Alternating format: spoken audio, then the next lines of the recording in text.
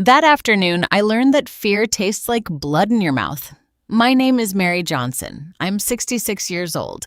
And for a long time, I believed a mother's love could conquer anything. I thought being kind was enough.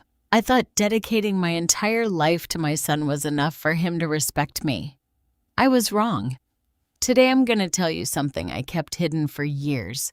Something I was ashamed to admit even to myself.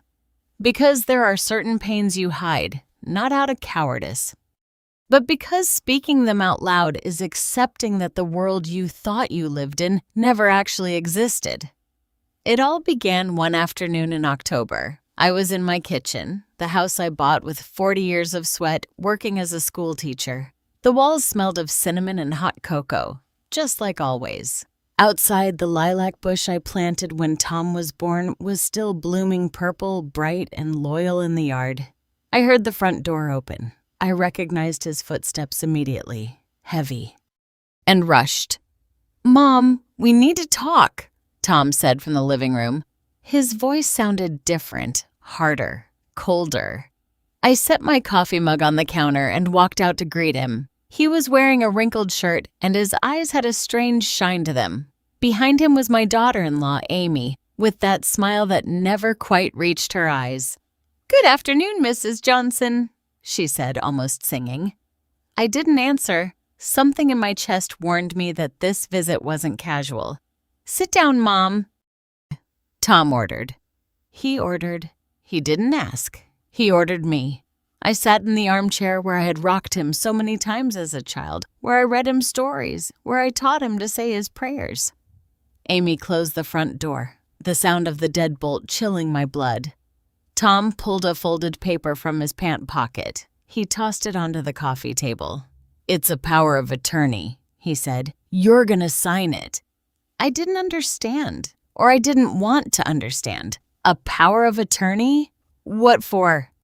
"Son, so I can manage your things, the house, the accounts, everything."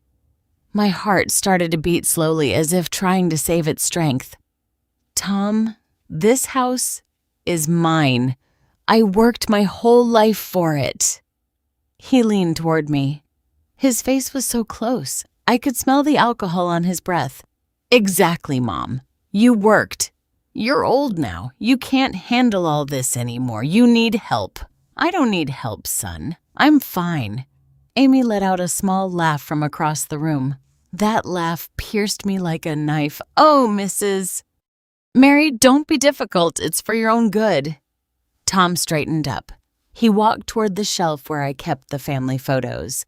He picked one up, the one of his father, my husband, the man who died 12 years ago, leaving me with the promise that our son would take care of me.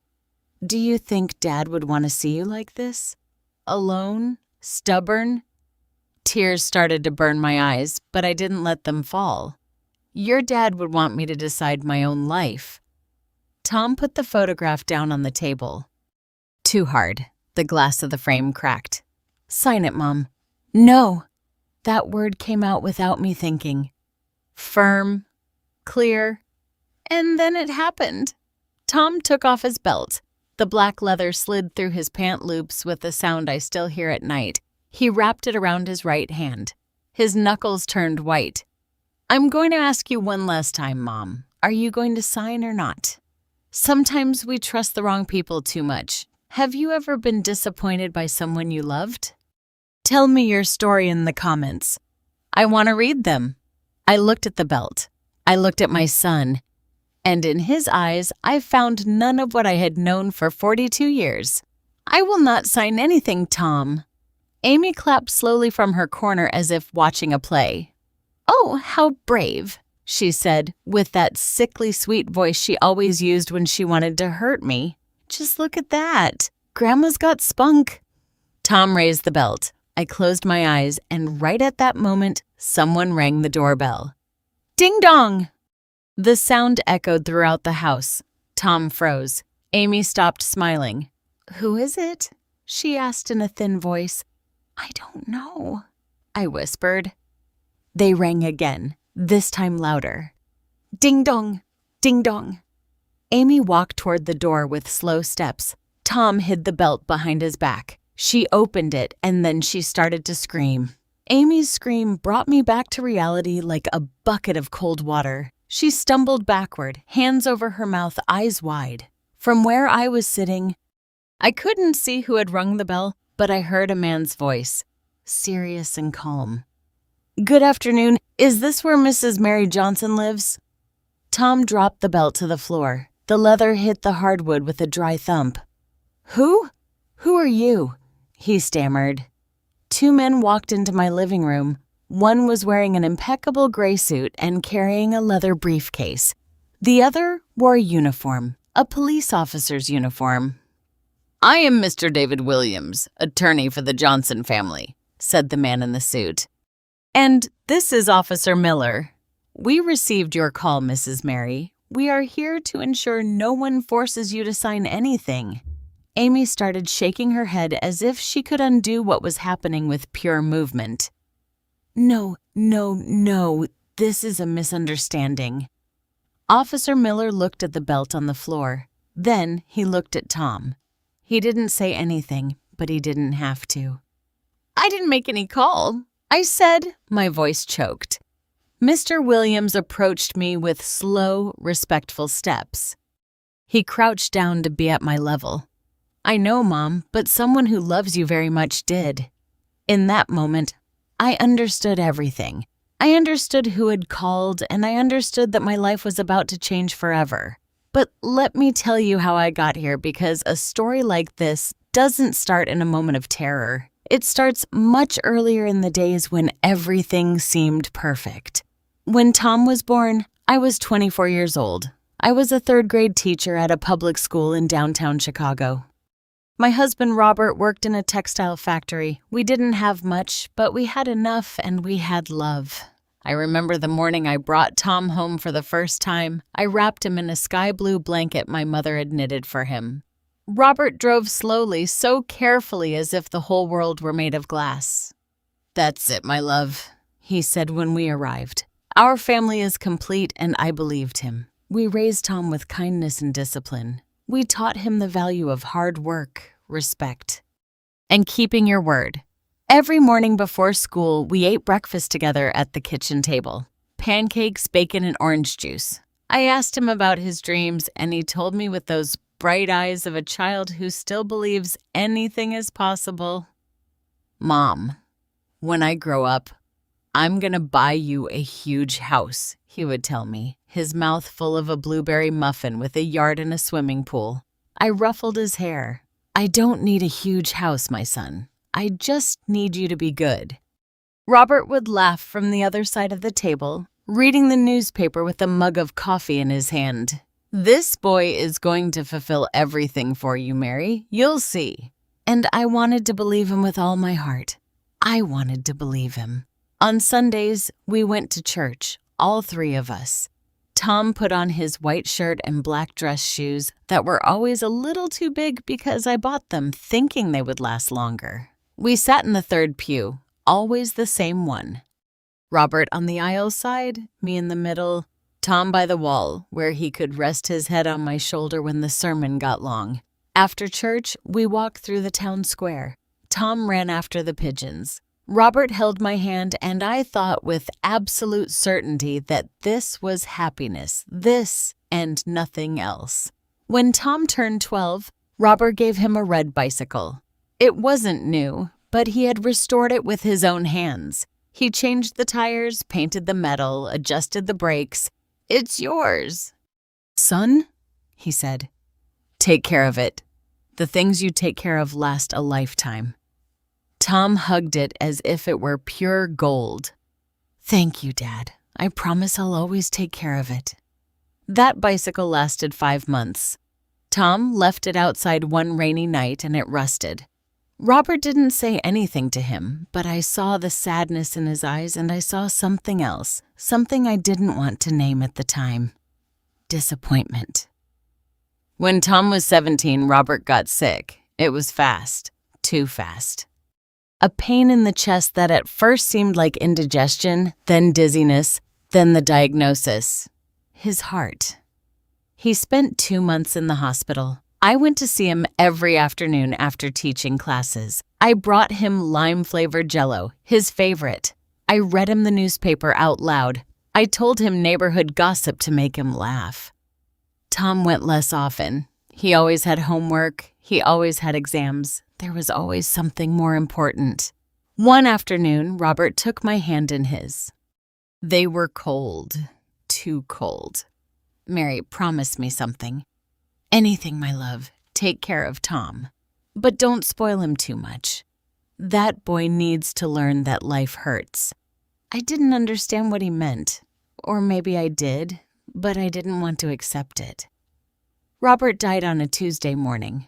I was at school when they called me. By the time I got to the hospital, it was too late. They let me into the room. His body was still warm. I closed his eyes, kissed his forehead, and quietly promised him that I would take care of our son, that he would never want for anything. That promise was my first mistake. After the funeral, Tom changed. He became quiet, distant. He spent hours locked in his room listening to music I didn't understand. He stopped having breakfast with me, stopped telling me his things. I tried to get closer. I prepared his favorite dishes, ironed his clothes, left $20 on his dresser for his expenses. Sweetheart, if you need to talk, I'm here, I would say, knocking on his bedroom door. I'm fine, Mom, always replied without opening it. Years passed. Tom finished high school, entered college to study business administration. I paid every tuition bill with my teacher's salary. Sometimes I had to work double shifts, give private lessons, sell homemade cookies on the weekends. I didn't care. He was my son, my only son. When he graduated, I threw a party in the backyard. I invited all the neighbors. I prepared barbecue, potato salad, baked beans, and lemonade.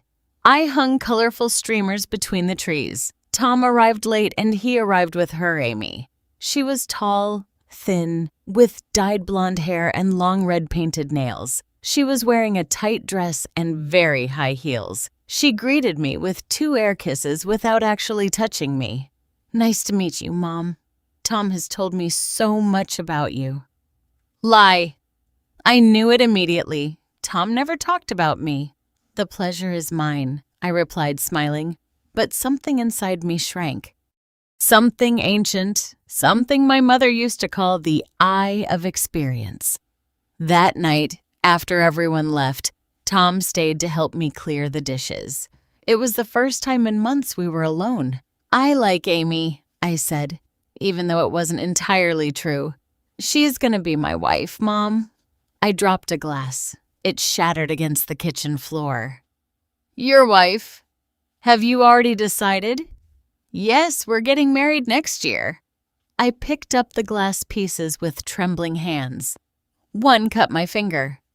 Blood stained the dish towel. Do you love her? Tom didn't answer immediately, and that silence told me everything I needed to know. It's my decision, Mom. I know my son. I just want you to be happy. He knelt down to help me with the glass. I will be. You'll see. But when he looked at me, there was something in his eyes that wasn't happiness. It was fear. And I, like all mothers who love too much, decided not to see it. The wedding was in June. A month I had always liked because the sky over New York turns a clean, almost childish blue. But that June was gray. It rained the day of the ceremony I had saved for 2 years to help them. I paid for the venue, the catering, the cake, the flowers. Amy wanted white roses, thousands of white roses. I counted every dollar that left my wallet, but I didn't say anything. It's for my son, I repeated to myself. It's for his happiness. The night before the wedding, Tom came home alone. He sat at the kitchen table where we had shared breakfast so many times and stared at the cup of coffee I had served him without drinking it. Are you nervous, sweetheart? I asked, sitting across from him. He nodded slowly. It's normal. Your dad was nervous on our wedding day, too. He messed up the vows 3 times. I tried to smile. Tom didn't return the smile. Mom. He started and then stopped. Tell me, son. Anything. He looked up. His eyes were the same ones he had when he was 5 years old and came running to hug me after school. But now there was something broken in them. Do you think Dad would be proud of me? The question pierced me like a hot wire. Of course, Tom. Your dad loved you more than anything in this world, but I didn't go to see him as much as I should have when he was in the hospital. I got up from my chair and walked around the table to hug him. I put my hands on his shoulders. They were broad now, strong. He wasn't my little boy anymore, but he was still my child. Your dad understood, my son, you were young, you were scared. I'm still scared, he whispered. Of what? He didn't answer. He just hugged me hard, like he hadn't hugged me since he was a child. And I felt in that embrace a goodbye. The ceremony was in a small church in the neighborhood. Amy arrived half an hour late, as she said all elegant brides did. I was sitting in the first pew, wearing a navy blue dress I had bought on sale. Next to me was Mrs. Carroll, my lifelong neighbor, who had come to keep me company. The young man looks handsome, Carol whispered, squeezing my hand. Just like his father, I replied, and the tears began to burn my eyes. When Amy entered, everyone turned. She wore an enormous white gown with rhinestones and a train so long that 2 flower girls had to carry it. Her makeup was perfect. Her smile was too perfect, too rehearsed. She walked toward the altar with slow steps to the rhythm of the music, but she didn't look at Tom. She looked at the guests as if she were on a runway. The ceremony was quick. The minister spoke about love, patience, and forgiveness. Amy sighed impatiently. Tom kept his gaze fixed on the floor. When the minister asked if he accepted Amy as his wife, it took Tom 3 seconds to answer. 3 seconds that felt like an eternity. I do. His voice came out, broken. Amy smiled. That smile that never reached her eyes. The reception was at an event hall near the church. There were more than 150 people. I only knew 20. The rest were Amy's friends, Amy's family, people who talked loudly, laughed louder, and drank without measure. I sat at a table in the back next to Carol and some teachers from school. No one invited me to sit at the head table, not even Tom. Shouldn't you be up there with the newlyweds? Asked one of the teachers, pointing to the table where Tom and Amy were toasting with champagne. I don't want to bother them, I replied. But the truth was different. No one had invited me, and I didn't dare to go. Halfway through dinner, Amy asked for the microphone. She stood up in her sparkly dress with her glass raised and began to speak. I want to thank everyone for coming to celebrate this special day with us, especially my family who have always been there for me, and Tom, of course, for choosing me as his life partner. She paused. People applauded. And I also want to thank my mother-in-law, Mrs. Mary, who was kind enough to help us with some of the wedding expenses. Some expenses. I had paid for almost everything, but I didn't say anything. I just smiled from my table in the back. And when Amy pointed at me, everyone turned to look at me as if they had just realized I existed. Carol squeezed my hand under the table. Breathe, honey. Just breathe. That night, when the party ended, I helped clear the tables. The waitresses tried to stop me. No, Mom. We'll take care of it. It's no trouble, I replied. I needed to do something with my hands, something to help me not think. Tom and Amy left early for their honeymoon Miami. Everything paid for. A gift from her parents. They didn't say goodbye to me. They just sent me a text the next day. We arrived. All good. Call you later. They didn't call. When they returned 2 weeks later, I had cleaned and organized the house they rented. It was a small apartment about a half hour away. I painted the walls, washed the windows, put up new curtains, and filled the fridge. Oh, mother-in-law, you shouldn't have bothered, Amy said when she saw everything. But her tone wasn't one of gratitude. It was annoyance. It wasn't a bother, honey. I want you to start off well. Tom didn't say anything. He just walked through the apartment with his hands in his pockets, looking at everything with an empty expression. Do you like it, son? I asked. Yes, Mom. It's fine. But he didn't look at me when he said it. The first few months were quiet. I visited them on Sundays. I brought them food, lasagna, chili, whatever I had cooked. Amy always greeted me at the door without inviting me in. Oh, mother-in-law, how sweet, but we're busy right now. Tom would appear behind her looking tired. Mom, maybe we'll see you another day. Okay. Sure, sweetheart, sure. And I would leave with the full food containers in my hands, wondering what I had done wrong. As I tell all this, I wonder where you are listening to me. Write the name of your city in the comments. One afternoon, 6 months after the wedding, Tom came to my house without warning. He knocked on the door so hard I thought something terrible had happened. What is it, son? Are you all right? He walked in without answering. He collapsed onto the living room sofa. He had deep circles under his eyes. His hands were shaking. I need money, Mom. Money? What for? To pay off some debts, credit cards. Amy took out some. She bought them a lot of things. Clothes, shoes. I don't know. And now we can't pay. I felt the ground move beneath my feet. How much do you owe? $20,000. $20,000. Almost 3 months of my salary. Son, I don't have that kind of money. Yes, you do, Mom. I know you have savings. It was true. I had savings. I had put them away for years for my retirement, for when I couldn't work anymore. Tom, that money is for what, Mom? What are you going to use it for if you live alone? I'm your family. I should be your priority. His words hit me like stones. You have always been my priority, sweetheart. Always.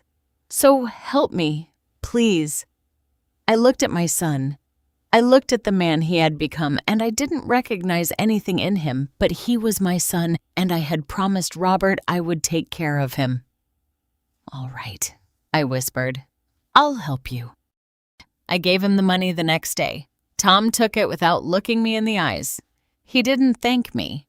He just said, I'll pay you back, Mom. I promise. He never did. 2 months later, he asked me for money again, then again and again. It was always the same. Amy bought things. Tom asked for money, and I gave it until one day, a Saturday afternoon, Tom arrived with Amy, both of them serious. Mom, we have to talk to you. Of course, sweetheart. Sit down. Would you like some coffee? No, Mom. We don't want coffee. We want to talk about the house. The house? Amy crossed her arms. She was wearing a new sweater. Camel, soft, expensive. This house is too big for you alone, Mrs. Mary. It's a shame to have it empty. It's not empty. I live here. Yes, but you're only one person. There are 2 of us, and soon there will be more. It took me a second to understand. Are you pregnant? Amy smiled. For the first time, her smile looked real. 3 months. I should have felt joy. I should have shouted, cried with happiness, hugged my son. But the only thing I felt was fear. Congratulations, I said in a flat voice. Thank you, mother-in-law. That's why we need more space. And we thought the most logical thing would be for you to come live with us in the apartment, and we will stay here. The world stopped. What? Tom leaned forward. He put his hands on my knees. Mom, think about it. The apartment is smaller, easier to maintain, and this house has 3 bedrooms. The baby needs its own room. Tom, this is my house. I bought it. I paid for it.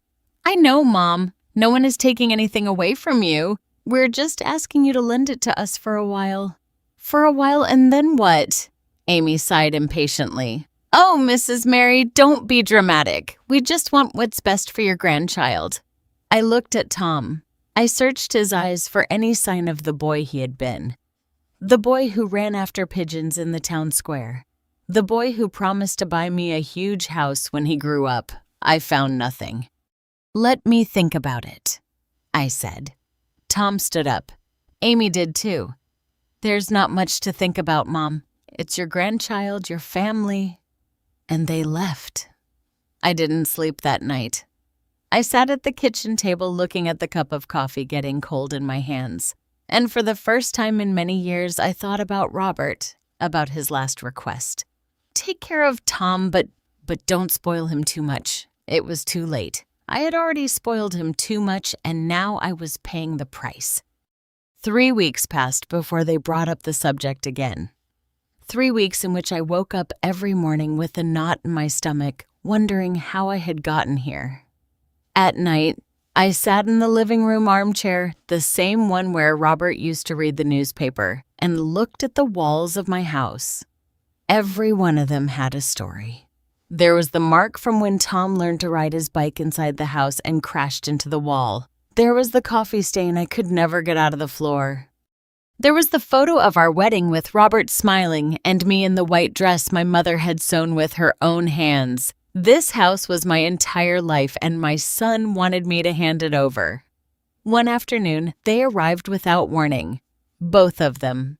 Amy was wearing a loose pink blouse that barely showed her 4-month bump. Tom was holding a yellow folder in his hand. "Mom, we have good news," he said, sitting on the sofa without my inviting him. "What news?" Amy settled beside him, putting her hand on her belly in that gesture all pregnant women make when they want people to notice their condition. "We know what the baby is," she announced in a sing-song voice. "It's a girl. I should have felt something. Excitement, tenderness, hope. But the only thing I felt was a cold emptiness in my chest." "That's nice, honey. Congratulations." Tom opened the folder and took out some papers. He put them on the coffee table. "We talked to a lawyer, Mom.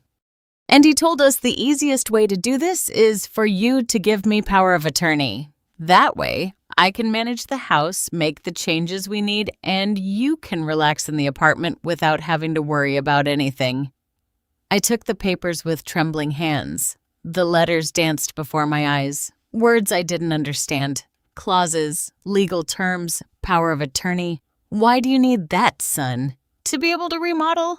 "Mom, we want to make a room for the baby girl. Paint it pink.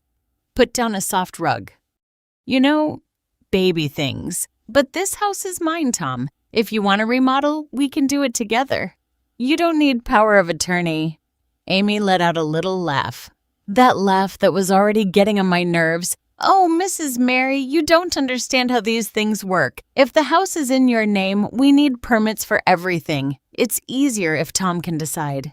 "Decide what? Everything, Mom?" Tom intervened. "Whatever is best for the house, for the baby, for the family."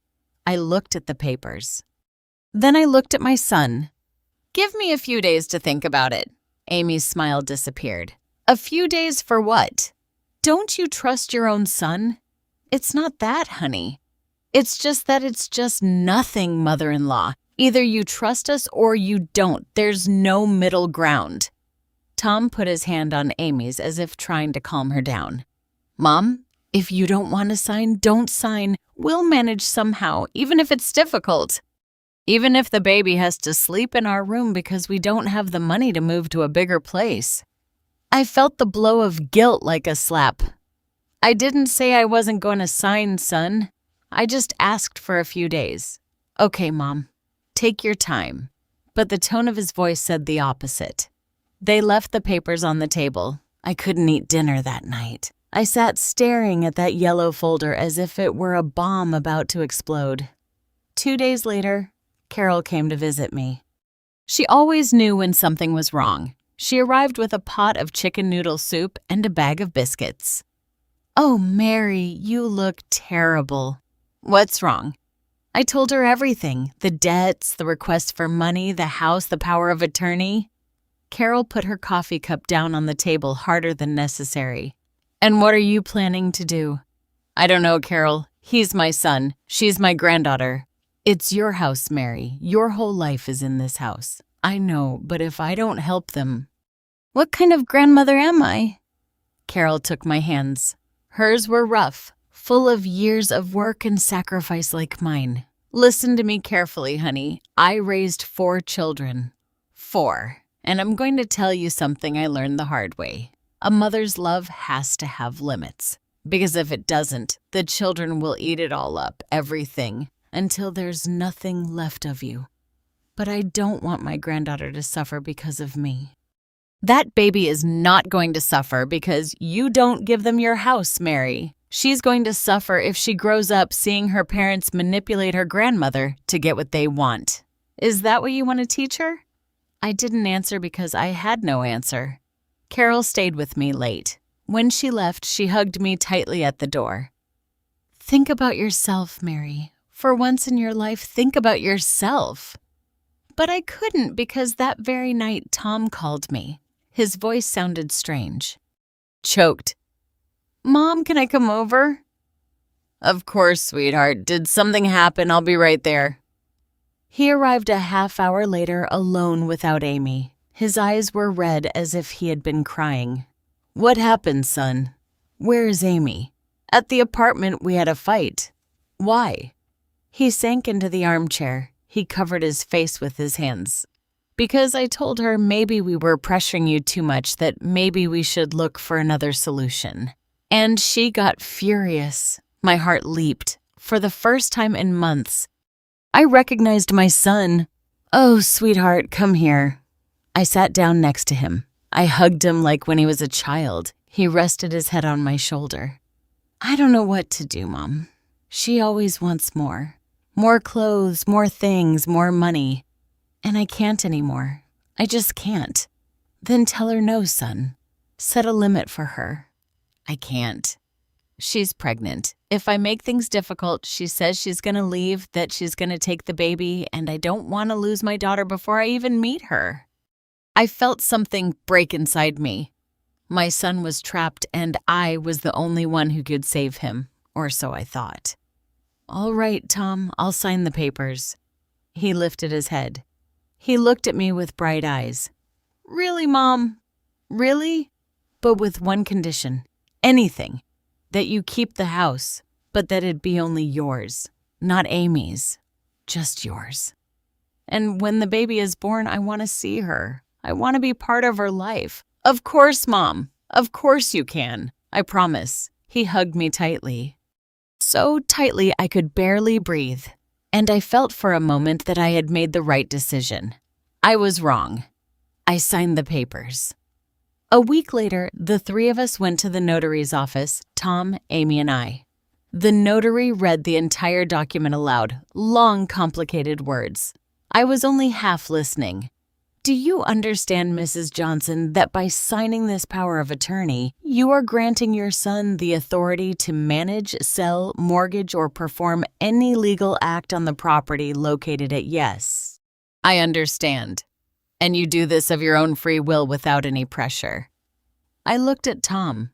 He smiled at me. That smile I had seen thousands of times when he was a child and was asking me permission for something. Yes, of my own free will. Lie. I signed where they told me 3 times with my full name. Mary Johnson, widow of Robert. Amy clapped when I finished. "Oh, mother-in-law, I knew you'd understand. Now we're a real family." The notary handed us the copies. Amy put hers in her purse quickly, as if she were afraid I would change my mind. We left the notary's office. It was hot. The sun burned my skin. "And when will you help me move to the apartment?" I asked. Tom and Amy looked at each other. "Soon, Mom." "Very soon. First, we have to arrange a few things." "What things?" "Baby things, you know." And they left. I was left standing on the street with my copy of the document in my hands, feeling as if I had just signed my own death warrant. For the next 2 months, I tried to contact them. I called them. I texted them. I brought them food. I always got the same response. "We're busy, Mom. We'll talk later." One afternoon, I decided to go without warning. I knocked on the apartment door. No one opened it, but I heard voices inside. Laughter. I knocked harder. "Tom, sweetheart, it's me. Open up." Silence. I knocked again until my knuckles hurt. Finally, the door opened. Amy appeared in a silk robe. Her hair was down. Perfect makeup. "Oh, mother-in-law, what are you doing here?" "I came to see you. I haven't heard from you in weeks." Well, we've been very busy with the baby preparations. Can I come in? It's not a good time, Mrs. Mary. Just for a little while. I want to see Tom. Tom is resting. Please, Amy. She sighed. She opened the door just enough for me to see inside. The apartment was full of boxes. New boxes with expensive store logos, baby clothes, furniture, toys. Where did you get the money for all this? I asked. Amy smiled. That smile I knew so well. From the mortgage on your house, mother-in-law. Didn't Tom tell you? The world stopped. What mortgage? Why? The one Tom took out last week. With the power of attorney you gave him, they lent us $500,000 for the baby to start off well. $500,000. My house. The house I had paid for over 40 years. The house where I had raised my son. The house where Robert had died. Mortgaged. Where is Tom? I whispered. I already told you he's resting. Tom! I shouted. Amy tried to close the door, but I pushed it open.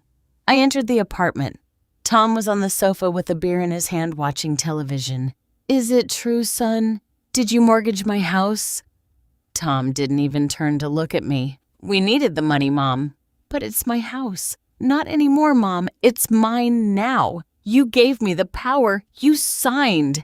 I felt my legs shaking. But you promised it would be only yours, that you would let me see the baby. Amy crossed her arms. And you will see her mother-in-law when we decide. Now. If you'll excuse us, we have things to do. She took me by the arm. She led me out of the apartment. She closed the door in my face. I was left standing in the hallway alone, trembling. And for the first time in my life, I understood what it means to be completely broken. I returned to my house, or what had been my house. I went inside. I sat at the kitchen table and I cried. I cried for Robert for not having listened to him, for not having set limits when I should have. I cried for Tom, for the boy he was, for the man he had become. I cried for myself, for my naivety, for my blind love, and when I had no more tears left, I stood up. I washed my face. I looked at myself in the mirror, and I made a decision. If my son had decided to destroy me, I would let him do it, but with dignity. I would stay in my house until they came to drag me out. I wasn't going to fight. I wasn't going to beg. I was going to keep the only thing I had left, my dignity, even if I had to lose everything. The next 3 months were the longest of my life. I stayed in the house as I had decided, but it wasn't my house anymore. It was a borrowed space, a space where I was tolerated until they decided otherwise. Every night I went to bed wondering when someone would knock on the door. A bank, a lawyer, someone who would tell me I had to leave because the mortgage hadn't been paid, because my son had decided to sell, because there was no room for me anymore. Tom never called me again, not even when the baby was born. I found out on Facebook a photo of Amy in the hospital with a baby wrapped in a pink blanket. The caption read, Valerie Mendoza Garcia, 72-0, the love of our lives. 500 comments, 500 hearts, 500 strangers. Celebrating the arrival of my granddaughter and I, the grandmother, found out on a social network. I cried myself to sleep that night, and I dreamed of Robert. I saw him sitting in the living room armchair, reading the newspaper as he used to do.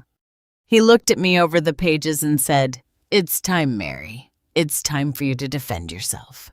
I woke up with my heart racing and the sheets soaked with sweat. A week after Valerie's birth, I went to the apartment. I carried a gift wrapped in pink paper, a teddy bear I had bought with the little money I had left from my last paycheck. I had already retired from school. My pension was small. It barely covered my food. I knocked on the door once, twice, 3 times. No one opened it. But I heard the baby crying inside, a high-pitched cry. Desperate, I knocked harder. Amy, Tom, it's me. I just want to meet my granddaughter. The crying stopped. I heard footsteps. The door opened just a crack. Amy's eye appeared in the gap. What do you want, Mrs. Mary? I came to meet Valerie. I'm her grandmother. It's not a good time. The baby is sleeping. But I just heard her crying. She just fell asleep. Another day, mother-in-law. Amy, please, just let me see her for a moment. 1 minute. The door opened a little more. Amy was wearing a wrinkled pajama. Her hair was dirty, and she had deep bags under her eyes. Behind her, the apartment looked like a mess. Clothes were thrown everywhere. Dirty dishes on the table. Is everything all right, honey? Do you need help? We don't need anything, Mrs. Mary. I already told you. We're fine. But I could help you. I could cook, clean, watch the baby while you rest. Something changed in Amy's gaze. A spark, a calculation. Really? Of course. Honey, that's what grandmothers are for. She opened the door completely. She let me in. The apartment smelled of sour milk and dirty diapers. The curtains were closed. The light was dim, almost sad. She's in the bedroom, Amy said, pointing toward the back. I walked slowly, my heart pounding in my throat. I pushed the bedroom door open, and there she was, Valerie, my granddaughter, asleep in a white crib with her tiny fist clenched next to her face. She had dark hair like Tom when he was born.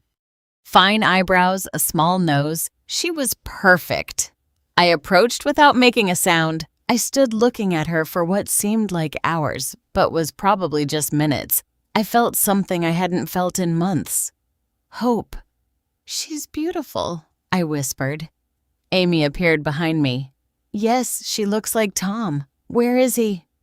Working. He's always working. And how are you, honey? Are you resting? Amy sat on the bed. Suddenly, she looked very young, very tired. I don't sleep. The baby wakes up every 2 hours. She cries all the time, and I don't know what to do. For the first time since I met her, I saw something real in her. Fear, exhaustion, vulnerability. It's normal, Amy. The first few months are hard, but they pass. I promise. My mom says it's my fault that I should have learned before having kids. It's no one's fault. You learn how to be a mother by doing it. Valerie started to move. She opened her eyes. She had Robert's eyes, dark and deep. Can I hold her? I asked. Amy hesitated. Then she nodded. I carefully lifted Valerie. I held her against my chest. She smelled like a baby. That mix of milk and powder that is the sweetest smell in the world. Hello, my love, I whispered to her. I'm your Grandma Mary, and I've been waiting for you for so long. Valerie looked at me with those enormous eyes, and she smiled. A baby's smile, involuntary, but it went straight through my heart. Look, Amy, she's smiling. But when I turned around, Amy was on her phone typing something. She wasn't even looking at us. I stayed for 4 hours that day. I changed diapers, I warmed up bottles, I washed dishes. Amy went to take a shower, then she fell asleep. When Tom arrived, it was already evening. He walked in with a wrinkled shirt and a loose tie. Mom, what are you doing here? I came to meet my granddaughter, and I stayed to help. Tom looked around. The apartment was clean, tidy. It smelled like food. I had made chicken soup. Thank you, Mom. You're welcome, my son. We stayed in silence, him looking at the floor, me looking at him. I'm sorry for not calling you, he finally said. I've been very busy. I know, son. I know. Do you want to stay for dinner? It was the first time in months he had invited me to stay. The first time he had spoken to me without coldness. I'd love to. The three of us ate dinner. Amy barely spoke. Neither did Tom. But I felt happy. For the first time in so long, I felt like I was part of something.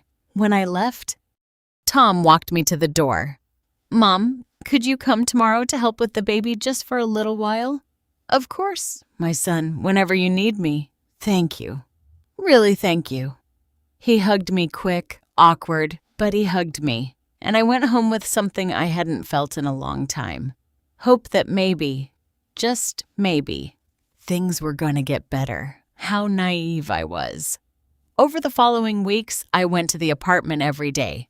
I became the unpaid nanny, the cook, the maid. I arrived at 8. 00 in the morning. I left at 8 at night. I took care of Valerie. I cleaned, I cooked, I did laundry. Amy spent the day in her bedroom watching television, talking on the phone, buying things online that they didn't need and couldn't afford. Tom came home late, always late, smelling of beer, cigarettes, and places I didn't want to imagine. One night, as I was putting Valerie to bed, I found a paper under the crib. It was a receipt from the bank, a late payment notice, the mortgage on my house. They were 3 months behind on payments. 3 months. I put the paper in my purse. I didn't say anything, but I couldn't sleep that night. The next day, I arrived earlier. Amy was still sleeping. Tom was getting ready to leave. "Son, we need to talk." "Not now, Mom. I'm late for work. It's important." "Later, Mom." "Now, Tom." My voice came out louder than I intended. Valerie started to cry in her crib. Amy came out of the bedroom, her hair a mess. "What's going on? Why are you shouting?" I took the receipt out of my purse. I put it on the table. "What is this?" Tom didn't even look at it. "It's a bank receipt, Mom. I know what it says. You're 3 months behind on the mortgage. 3 months. What's going to happen to my house? It's not your house, Mom. It's my house. You gave me the power. Remember? I gave it to you so you would take care of it, not so you would lose it." Amy crossed her arms. She no longer looked vulnerable. She no longer looked tired. She looked furious. "Oh, Mrs. Mary." "Always the same thing. Your house, your house. You know what? We're sick of it. Sick of your complaining, sick of your judging. I'm not judging you. I just want to know what's going to happen." "What's going to happen," Tom said, grabbing his keys, "is that we're going to fix it our way. And if you don't like it, well, I'm sorry, Mom, but it's my problem, not yours." "How is it not my problem? It's my house." "Not anymore," he shouted. "It's not your house anymore. It's mine. And I'm going to do whatever I please with it." He stormed out, slamming the door. The sound made Valerie cry harder. Amy looked at me with those cold eyes I knew so well.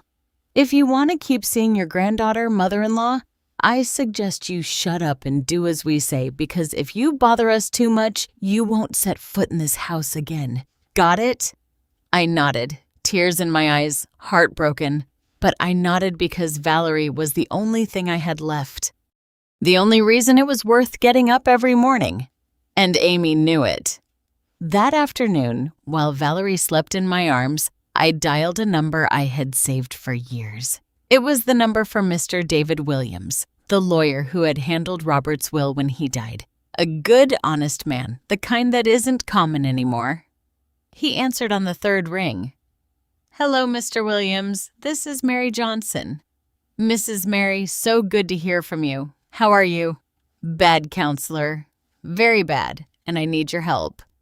I told him everything. The power of attorney, the mortgage, the threats, the fear. He listened in silence. When I finished, he sighed. "Mrs. Mary, this is serious. Very serious. Your son is committing financial abuse, and you have the right to defend yourself. But he's my son, counselor. I don't want to get him in trouble." "I understand, but you also cannot allow them to strip you of what is yours." "What do you want to do?" "I don't know. I just know I'm afraid. Afraid of losing my granddaughter. Afraid of losing my house. Afraid of everything. Listen to me carefully, Mrs. Mary. I'm going to help you, but you have to promise me something." "What?" "That you will stop being afraid because fear is what they use to control you. And as long as you're afraid, they will continue to abuse you." His words went through me like an arrow. "And what should I do, counselor?" "For now, nothing. Continue your normal life. Keep seeing your granddaughter." "But I'm going to investigate. I'm going to review the documents, and when I have everything ready, we will act." "Act how?" "You'll see, Mrs. Mary. You'll see." I hung up the phone with my heart racing. I didn't know if I had done the right thing. I didn't know what was going to happen, but for the first time in months, I felt something close to hope. The following weeks were strange. I kept going to the apartment every day. I kept caring for Valerie. I kept cooking and cleaning, but there was something different about me. A quiet strength, a silent decision. I wasn't going to let them walk all over me anymore. Never again. One afternoon, while I was changing Valerie's diaper, I found another paper. This time, it wasn't a receipt. It was a brochure from a real estate agency. We sell your property in 30 days. No complications. Best market price. Someone had circled the words "we sell" in red. I felt the ground open beneath my feet. They were going to sell my house. They were going to sell it.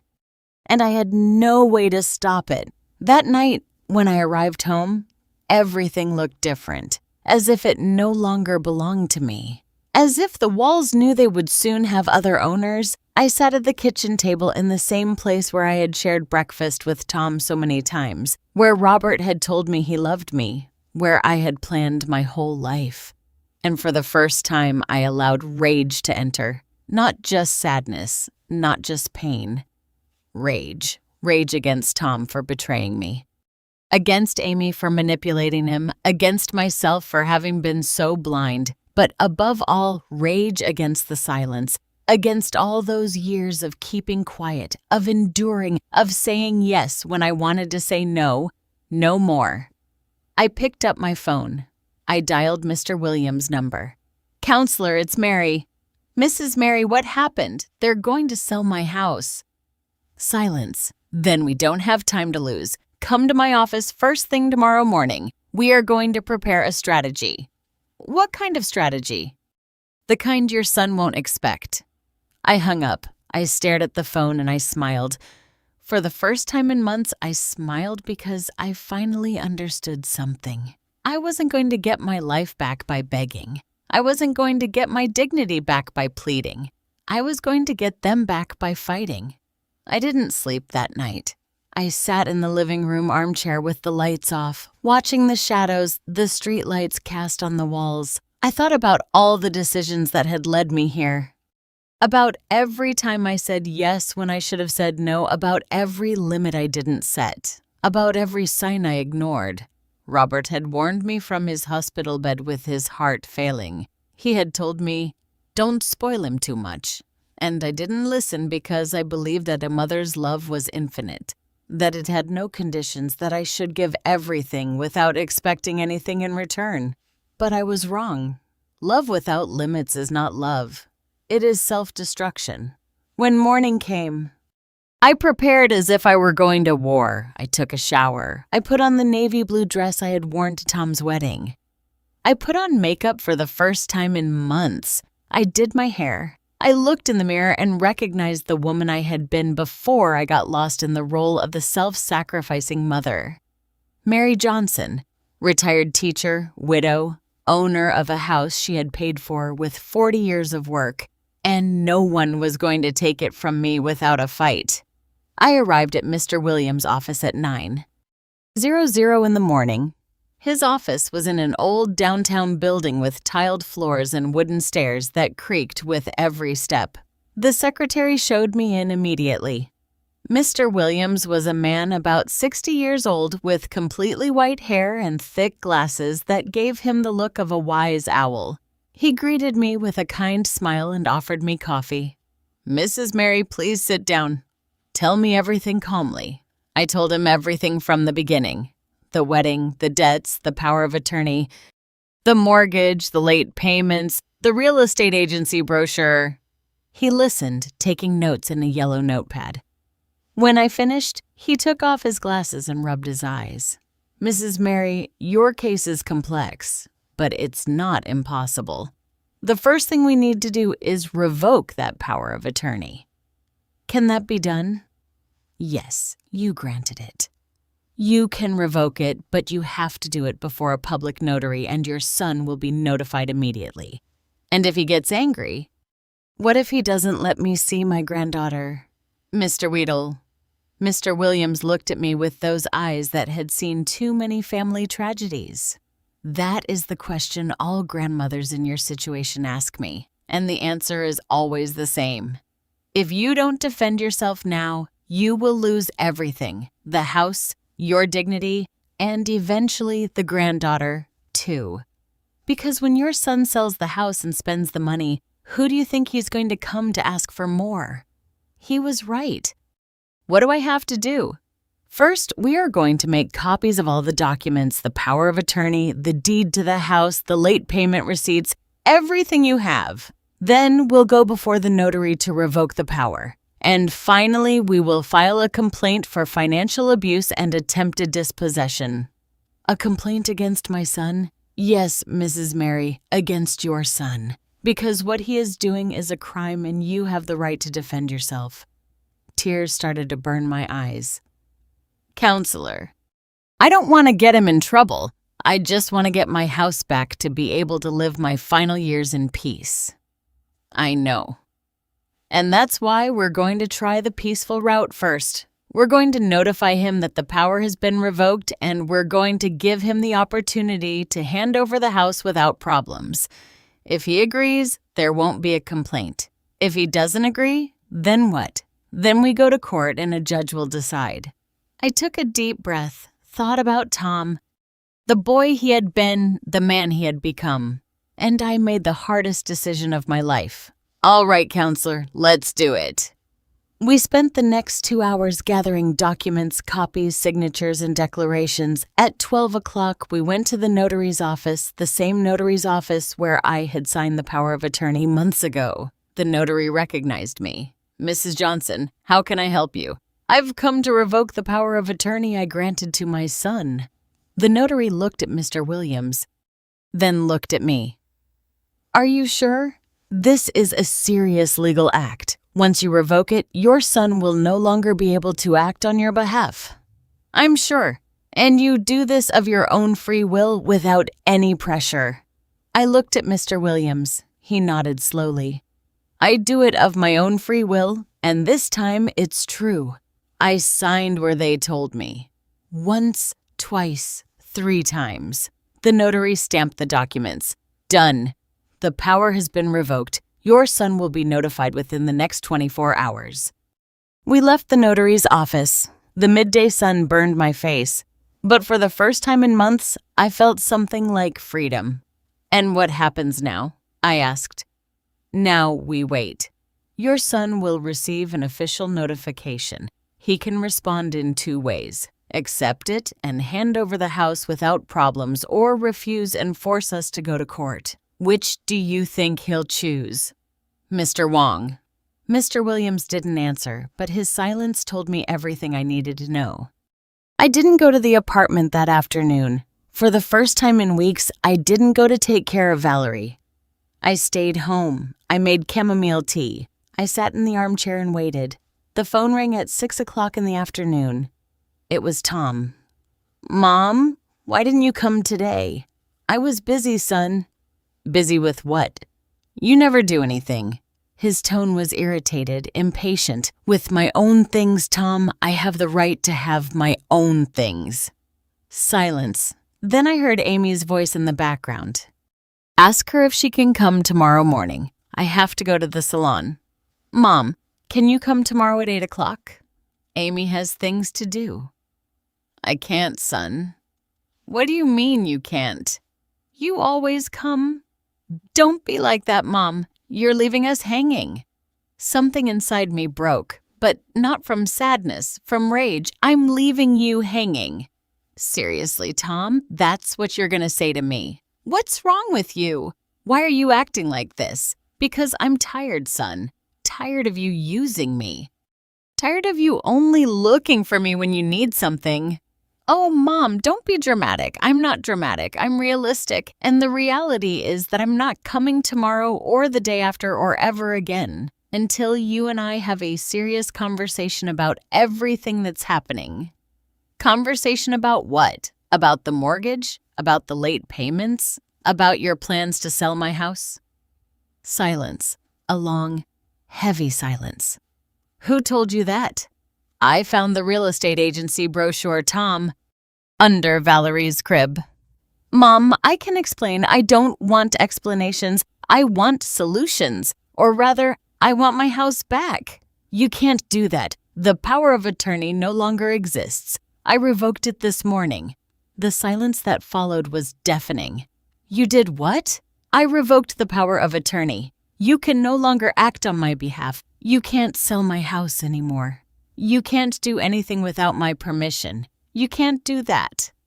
"I already did, and you'll receive an official notification in the next few hours." I heard a crash as if Tom had thrown something against the wall. "Do you know what you just did, Mom? Do you know what this means? It means I regained control of my life. It means you screwed us over. That's what it means. Because now, we won't be able to pay the mortgage and the bank is going to take the house and we'll be out on the street. Is that what you want?" "What I want is for you to stop blaming me for your decisions, Tom. You took out that mortgage. You stopped paying. You decided to spend the money on things you didn't need. That's not my fault. You're my mother. You're supposed to help me. I've helped you your whole life, son. But not anymore. Not this way. Then don't ever see your granddaughter again, because if you don't help us, you don't have the right to be part of her life." His words cut through me like knives. "Are you threatening me with my own granddaughter?" "It's not a threat. It's the truth. If you're not with us, you're against us, and we protect Valerie from people who hurt us." Tom hung up. I was left with the phone in my hand, trembling. It had happened. The thing I feared most, the thing I had tried to avoid for months, they had taken Valerie away from me. I cried that night. I cried harder than I had cried since Robert's death. I cried for everything I had lost, for everything I would never get back. But when I stopped crying, when I had no more tears left, I washed my face. I looked in the mirror and realized something. For the first time in a long time, the woman looking back at me from the mirror had dignity. I had lost my son. I had lost my granddaughter. I would probably lose my house, but I hadn't lost my soul, and that was the only thing that mattered. The next day, the doorbell rang at 10 o'clock in the morning. It was Mr. Williams. But he wasn't alone. He came with a police officer. "Mrs. Mary, may we come in?" "Of course, counselor. Did something happen?" They entered the living room. The police officer stood by the door. The counselor sat across from me. "Your son received the notification 2 hours ago and he responded." "What did he say?" "He said he doesn't plan to hand over the house, that the power of attorney was valid and that everything he did under that power is also valid. And that he's going to sue you for revoking it without his consent." I felt the floor moving. "Can he do that?" "He can try, but he won't win. The problem, Mrs. Mary, is something else." "What?"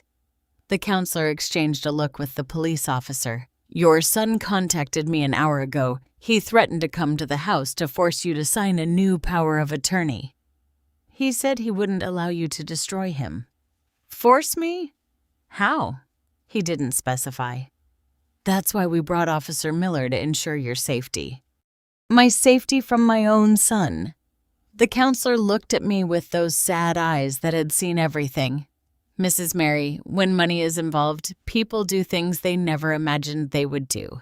Even family. Especially family." I remained silent, thinking about Tom, the boy he had been, the man he had become. Was he really capable of hurting me? I didn't want to believe it, but deep down I already knew. The answer was yes.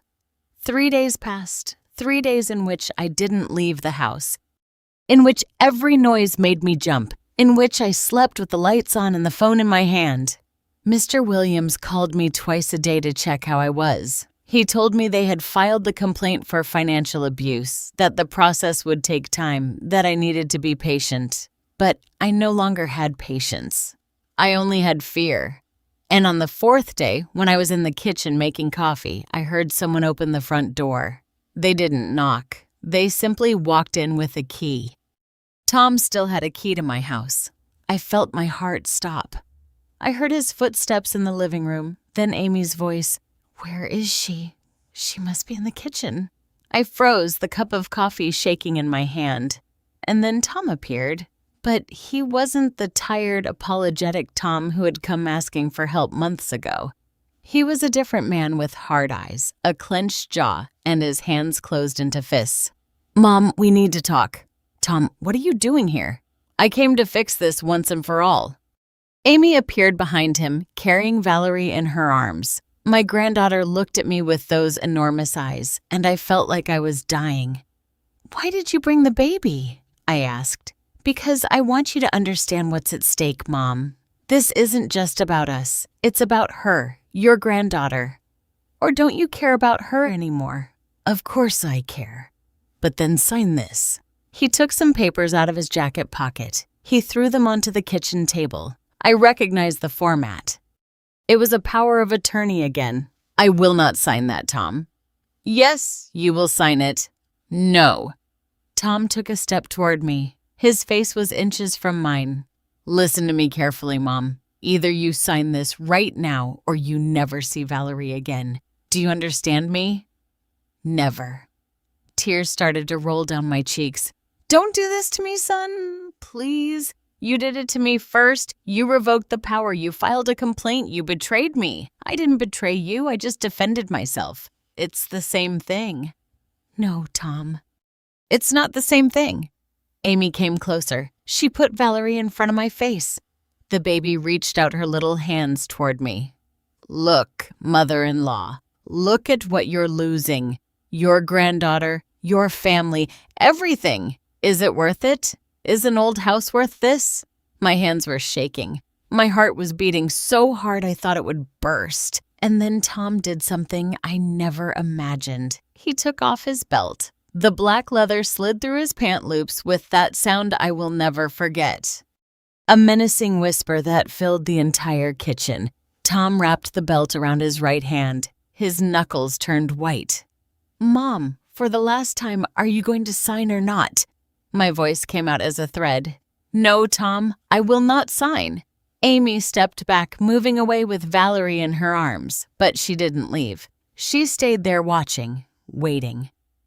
"Then you're forcing me to do this," Tom said. He raised the belt and I closed my eyes.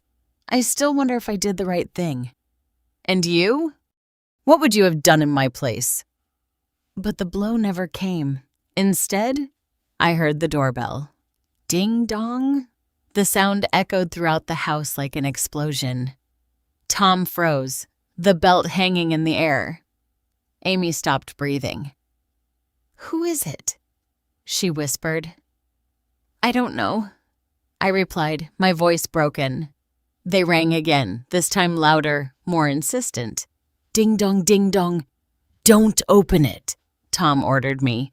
But I was already walking toward the door, my legs trembling, my heart about to burst out of my chest. "Mom, I told you not to open it." I ignored him. I reached the door. I put my hand on the doorknob, took a deep breath, and opened it. Amy started screaming. Standing at the door was Mr. Williams, dressed in his impeccable gray suit, his leather briefcase in hand, and beside him, Officer Miller, in his blue uniform, his badge shining under the afternoon sun. "Good afternoon, Mrs. Mary," the counselor said in a calm voice. "Is everything all right?" I couldn't answer. Tears started to roll down my cheeks uncontrollably. Officer Miller looked toward the inside of the house. I saw how his eyes landed on Tom on the belt he was still holding in his hand. "Sir, can you please drop that?" he said in a firm but calm voice. Tom dropped the belt to the floor. The leather hit the hardwood with a sound that went right through me. "This is a misunderstanding," Amy began to say. "We were just coming to talk to my mother-in-law." "Talk, Mr." Williams interrupted with the belt. Amy turned pale. Valerie started crying in her arms. Officer Miller walked into the house. He walked slowly, his hands near his belt where he kept his radio and his weapon. "Mrs. Johnson, are you all right? Have they hurt you?" "No, officer, they haven't. They haven't touched me." "But were they going to?" I looked at Tom, my son, my only son, the boy who had grown up in this house, the man who had just threatened me with a belt. "Yes," I whispered. "I think so." Tom shook his head. "No, Mom. I would never. I just wanted to scare you. So you would understand. So you would sign. Sign what? The counselor asked. Amy tried to hide the papers that were on the table, but Officer Miller was faster. He took them. He read them. It's a power of attorney, he said, with broad and sufficient powers to sell, mortgage, and dispose of all of Mrs. Johnson's assets. Mr. Williams walked over to the table, held out his hand, and the officer gave him the papers. He examined them carefully. This is coercion, Tom. It's a felony. You were attempting to force your mother to sign a legal document under threat of violence. I wasn't going to hit her, Tom insisted. I just wanted her to understand. Understand? What? I asked, my voice broken. That if I don't give you everything I have, you're going to hit me. Is that what you wanted me to understand? Mom, you don't understand. We're desperate. The bank is going to take the house. We're going to be out on the street. And that's my fault, is it? Is it my fault that you took out a mortgage you couldn't pay? Is it my fault that Amy spent all the money? Is it my fault that you live beyond your means? You taught us to dream, Tom shouted. You told us we could have everything we wanted if we worked hard. I taught you to work, son, not to steal. And this is stealing. Stealing from your own mother. Tom collapsed into a chair. He covered his face with his hands. And for the first time in a long time, I saw him cry. I don't know what to do, Mom. I don't know what to do anymore. Something inside me softened. That motherly instinct that never dies, that always wants to protect, that always wants to comfort. I almost went over to him. I almost hugged him. But then I remembered the belt. I remembered the threats. I remembered all the months of manipulation and lies. And I stayed where I was. What you have to do, Tom, is face the consequences of your decisions. Like an adult, Mr. Williams cleared his throat. Mr. Mendoza, Mrs. Garcia, you have two options. You can leave right now without making any more of a scene and resolve this civilly in court, or Officer Miller can arrest you for trespassing, coercion, and attempted fraud. You decide. Amy was the first to move. She walked toward the door with Valerie in her arms. She passed by me without looking. Tom stood up slowly. He looked defeated, aged, as if he had lost 10 years of his life in one afternoon. Go, Tom. Please just go. You're kicking me out of the house where I grew up. I'm asking you to leave the house that is mine, that has always been mine, and that you tried to take from me. He walked toward the door, but before leaving, he turned. This isn't over, Mom. I promise you it's not over. That's a threat, Mr. Mendoza, Officer Miller said in front of two witnesses. I suggest you leave before this gets worse. Tom left. The door closed behind him, and I fell apart. Mr. Williams helped me sit on the sofa. Officer Miller brought me a glass of water from the kitchen. I drank it with trembling hands. How did you know they were here? I asked when I could speak. Mr. Williams smiled, a sad but proud smile. We didn't know, but when your son called me 3 days ago threatening to come, we decided to take precautions. We've been watching the house. When we saw them enter, we decided to act. You've been watching my house for 3 days.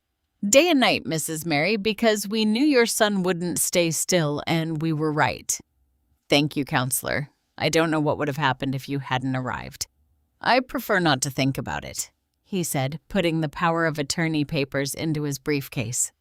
These documents are evidence. We'll add them to the complaint. This strengthens our case considerably. Officer Miller took photographs of the scene. The belt on the floor.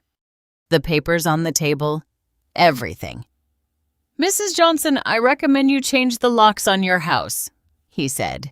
Your son has a key, and after what happened today, it's not safe for him to be able to enter whenever he wants. I nodded. I hadn't thought of that. We should also consider a restraining order, Mr. Williams added. So your son cannot come within 100 yards of you or this property. A restraining order against my own son. It's for your safety, Mrs. Mary. What happened today was serious, very serious. Your son crossed a line, and we don't know if he's willing to cross another." I looked at the belt still lying on the kitchen floor, the symbol of everything that had broken between us. "All right," I said. "Do whatever you have to do." That night, after the counselor and the officer left, Carol came to stay with me. She arrived with a small suitcase and a bag of donuts. "I'm not leaving you alone, Mary. Not tonight or the next few days." I didn't protest. The truth is, I was afraid to be alone. Afraid Tom would come back. Afraid of my own thoughts. We sat in the living room, each with a cup of soothing herbal tea. "How do you feel?" Carol asked. "I don't know." Empty. Broken. But also relieved. Relieved because I no longer have to pretend everything is fine, because I no longer have to pretend that my son isn't hurting me, because I finally set a limit. Carol squeezed my hand. "I'm proud of you, honey. I know how hard it was. I know how much it cost you. It cost me everything, Carol. My son, my granddaughter, my family." "You didn't lose your family, Mary. You discovered that you never had it, not the way you thought you did. And that hurts. God knows it hurts. But it's better to know the truth than to live in a lie." She was right.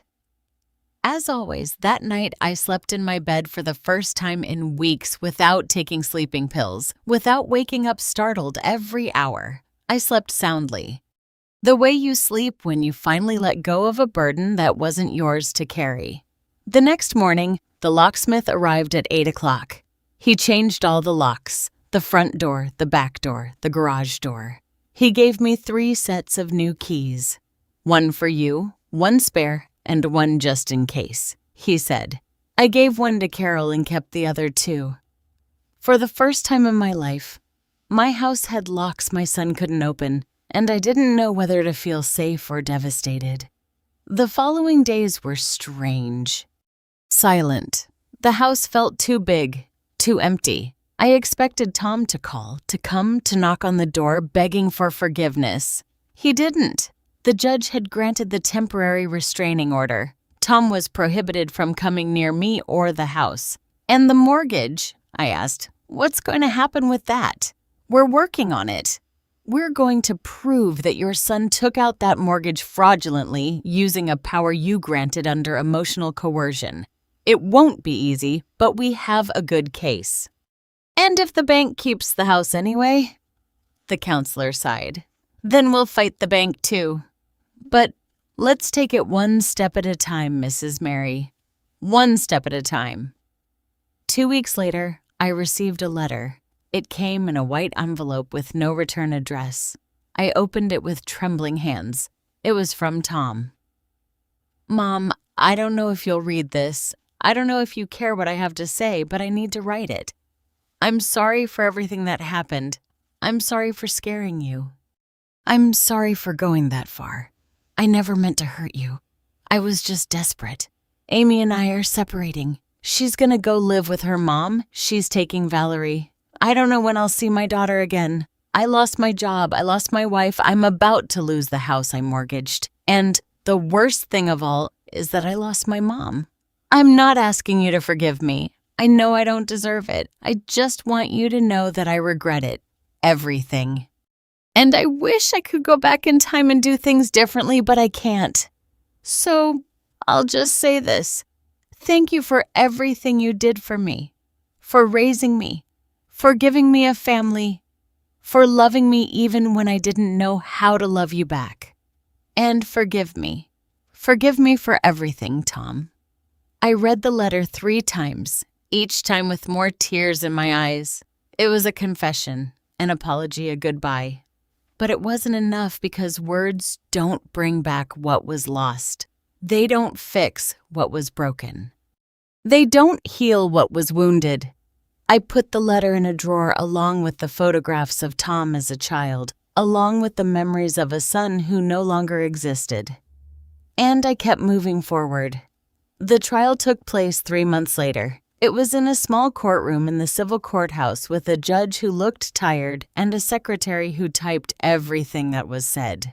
Tom was there alone without a lawyer. He was representing himself because he no longer had money to pay for one. He looked bad, thin, tired, broken. I almost got up to hug him. Almost. The judge listened to both sides. Mr. Williams presented all the evidence, the power of attorney, the mortgage receipts, the photographs from the day of the belt, the testimonies. Tom only repeated over and over, "I'm sorry, I'm sorry, I'm sorry." The judge delivered the verdict a week later. The mortgage was annulled because it had been fraudulently obtained. The bank would have to bear the loss. My house was entirely back in my name. No debts, no mortgages, free. Tom was ordered to pay a fine he could never afford and to maintain the restraining order for 2 years. I won, but it felt like a defeat because I had won my house, but I had lost my son. And no house, no matter how beloved, is worth as much as a child, even if that child tried to destroy you. The months after the trial were the quietest of my life. Not the quiet of peace, the quiet of absence. Like when someone dies and the house is filled with that emptiness that nothing can fill. Every day I woke up expecting to hear the phone, a call from Tom, a text message, anything, but nothing came. The house was officially back in my name. Mr. Williams had handed me all the papers in order, the clean deed, no mortgages, no liens, completely mine. I should have felt relief, joy, victory, but all I felt was a hollow space in my chest that grew a little bigger every day. One afternoon in November, 2 months after the trial, Carol came to visit me. She arrived with baked goods and hot cider as she always did when she knew I was sad. We sat at the kitchen table, that table that had seen so many conversations, so many meals, so many tears. "Have you heard anything from him?" Carol asked, although she already knew the answer. "Nothing. Absolutely nothing." "And about the baby?" I shook my head. The tears began to burn my eyes before I could stop them. "Sometimes I wake up early and I think about her, about Valerie. I wonder how she is, if she's talking yet, if she's walking yet, if she remembers me. She's too young to remember, Mary. I know, and that's what hurts the most, that I'm going to be the grandmother she never knew, the grandmother who exists only in old photographs and in stories they may never tell her." Carol squeezed my hand on the table. "You did the right thing." "Okay, because it doesn't feel like the right thing. It feels like I destroyed my own family." "You didn't destroy it, honey. It was already destroyed. You just stopped pretending it wasn't." She was right as always, but that didn't make it hurt any less. That same week, I received an unexpected call. It was a woman's voice, young, nervous. "Mrs. Mary." "Yes. Who is this?" "I'm Carla, Amy's cousin. We met at Tom's wedding." I vaguely remembered a tall girl with glasses who had been sitting at a table in the back. She had been one of the few people who had spoken to me that night. "Yes, I remember you. What happened?" "I wanted to tell you something about Tom and Amy." My heart started beating faster. "What happened? Are they okay? Is the baby okay?" "The baby is fine. She's with Amy at my aunt's house. But Mrs. Mary, you need to know something." "Tell me." Carla sighed. I could feel her discomfort through the phone. "Amy is planning to move to the United States. She has a sister in Texas. She wants to take Valerie for good." I felt the ground disappear beneath my feet. When in 2 weeks, she already bought the tickets. She's arranged everything. And Tom doesn't know anything. Amy says he has no right to an opinion, that he's a loser. And Valerie deserves better. "And why are you telling me this?" Silence then in a broken voice. "Because I saw how Amy treated you, Mom. Your family, you. And it wasn't right. And now she's doing the same thing to Tom. She's taking his daughter without him knowing. And I can't stay quiet. It's not fair." "Does Tom know you're calling me?" "No, no one knows. And I ask you not to say it was me who told you. But I thought you should know for Valerie, because that baby deserves to have her family. All of her family." We hung up.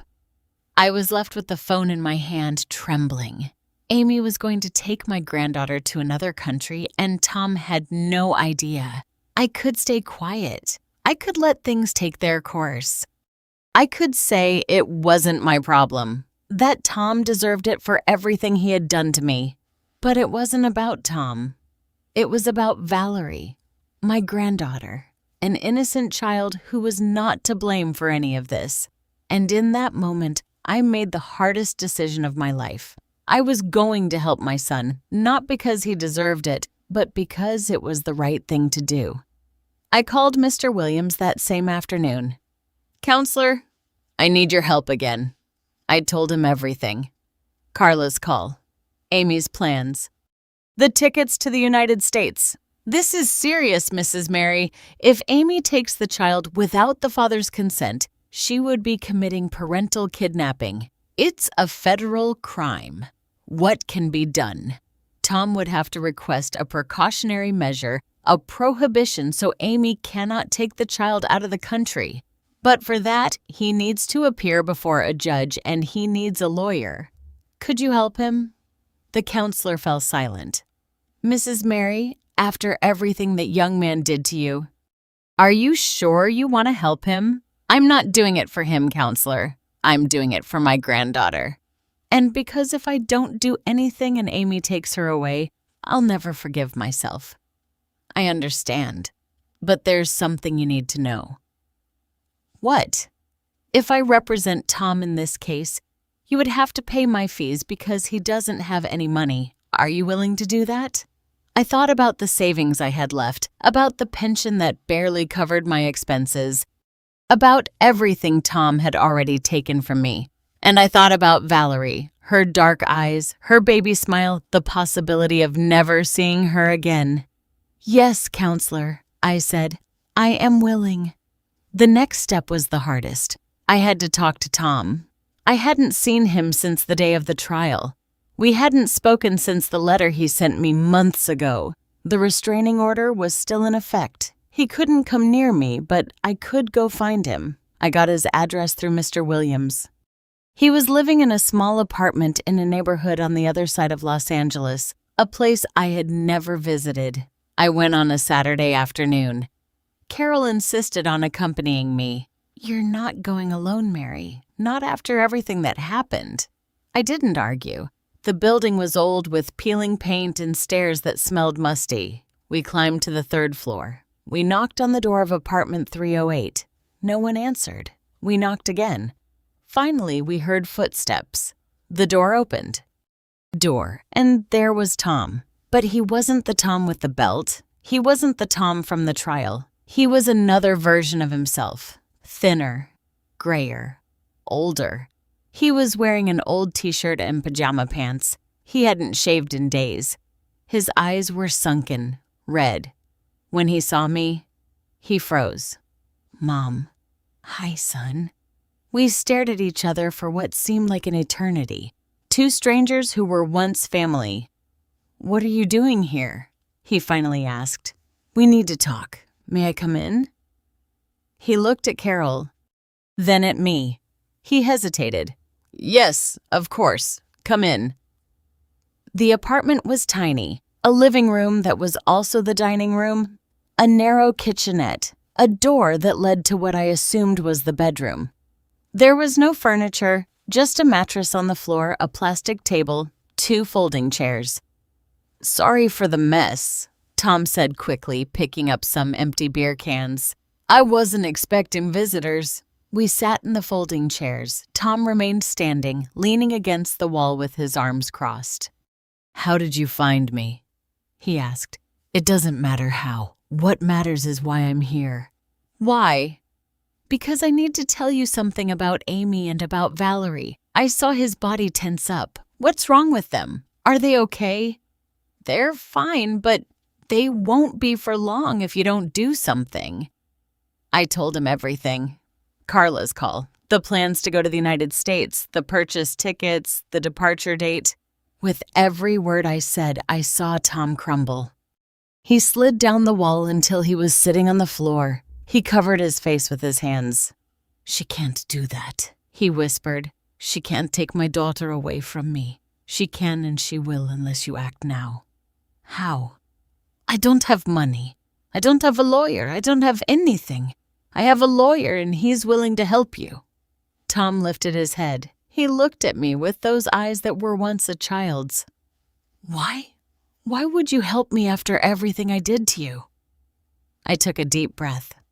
I searched for the right words, the words that were true. "I'm not doing it for you, Tom. I'm doing it for Valerie because she deserves to know her family. She deserves to grow up close to her dad. And because if I don't do anything and you lose her, I will never forgive myself. Not because you're my son, but because she is my granddaughter, and the mistakes you made shouldn't cost her her future."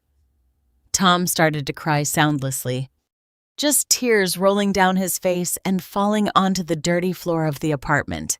"I'm sorry, Mom. I'm so sorry." "I know, son, I know. I don't know how to fix this. I don't know how to fix myself.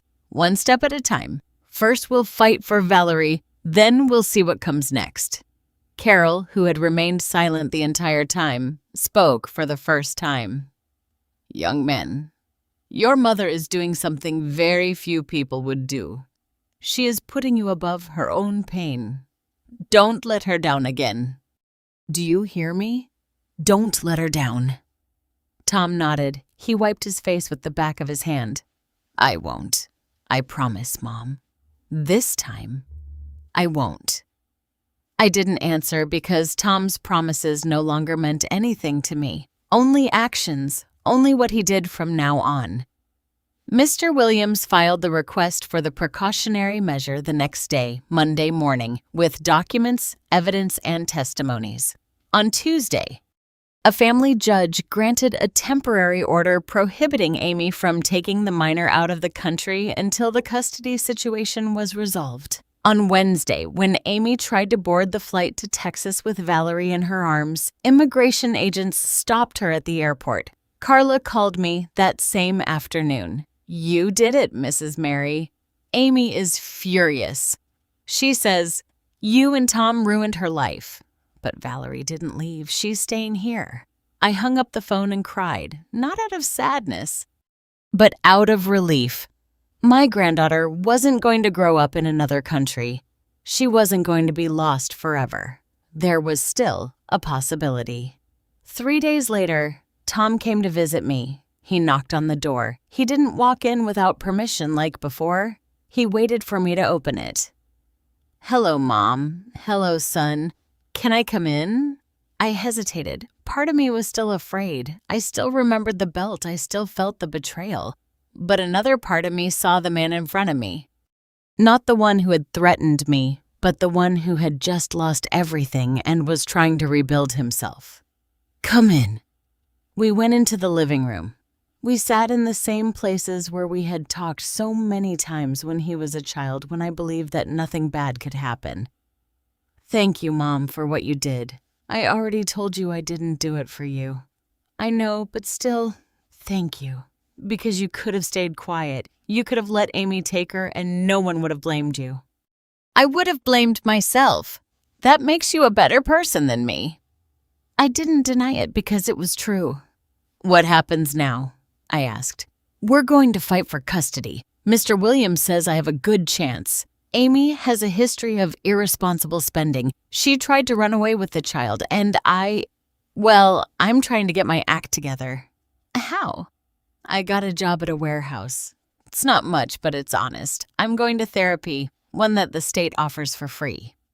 And I'm trying to be the man Dad wanted me to be."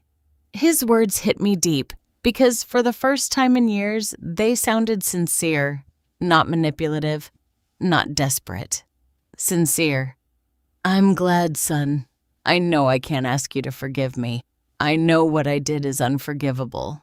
But I want you to know that I'm going to spend the rest of my life trying to be worthy of what you did for me, of what you always did for me. Don't do it for me, Tom. Do it for yourself and for Valerie." He nodded. He stood up to leave. At the door, he turned one last time. "Do you think someday we can be a family again? I thought about that question, about everything it implied, about everything that had been broken, about everything that maybe, just maybe, could be repaired with time and effort. I don't know, son, but I know the path begins with the truth. And the truth is that you hurt me a lot, and that's not forgotten overnight. I understand. But I also know that you are my son, and a part of me will always love you, even if it hurts, even if it's complicated, even if we never go back to being what we were. That's more than I deserve, probably. But that's a mother's love. It's not always fair. It's just real. He left. And I was left in the living room looking at the closed door, wondering if I had done the right thing. The answer didn't come that night or the next or the one after that. But with time, I started to understand something. Doing the right thing doesn't mean it hurts less. It means you can live with yourself afterward. And that at the end of the day was the only thing that really mattered. Time is a strange thing. Sometimes it goes too fast, sometimes too slow, and sometimes it just passes, doing its silent work of revealing who we truly are. A year passed, a year since the day of the belt, a year since the trial, a year since my life split in two, the before and the after. In that year, I learned something no one teaches you when you're young, that life always collects its debts. Not in the way we expect, not with the drama we imagine, but silently, inevitably, like water that slowly wears away stone. I heard about Amy through Carla, who continued to call me occasionally to tell me things not for gossip, but because, according to her, someone had to know the truth. After she was prevented from leaving for the United States, Amy stayed living with her mom in that big house in a fancy neighborhood where she had always boasted she grew up with every comfort. But the comforts quickly ran out. Amy's mom, Mrs. Patricia, turned out to be very different from what Amy had told everyone. She wasn't the rich, generous woman Amy painted. She was a bitter, controlling woman who threw every dollar she spent in her face, every plate of food she ate, every bit of space she occupied in the house. My aunt keeps her on a short leash, Carla told me in one of our calls. She sets her hours, makes her clean, yells at her in front of Valerie. It's as if she wants to collect for all the years Amy acted like a princess. And what does Amy say? Nothing. What can she say? She doesn't have a job, she doesn't have money, she has nowhere to go, she's trapped. The same word Amy used to describe how she felt about me when she was pretending to be nice. Now she was the one who was trapped. Life has a way of returning things. One Saturday afternoon, 6 months after all the airport scandal, I ran into Amy at the grocery store. I didn't recognize her at first. She was in the discount aisle comparing prices of generic detergents with Valerie in a well-used stroller. Her hair was pulled back in a messy ponytail. No makeup, wearing an old sweatshirt and worn-out jeans. She no longer had long painted nails. They were short, unpainted with damaged cuticles. She looked tired. Old even though she was only 30 years old. When our eyes met, I saw something in her eyes. Not hatred, not rage. Something worse. Shame. She quickly looked away, grabbed the cheapest detergent without even looking at it, and pushed the cart in the opposite direction. But Valerie saw me, and even though she didn't know who I was, she reached out her little hands toward me. "Hi," she said with that baby voice that breaks your heart. Amy stopped, frozen. I approached slowly without threatening, without judging. "Hello, Valerie," I whispered. "Hello, my love."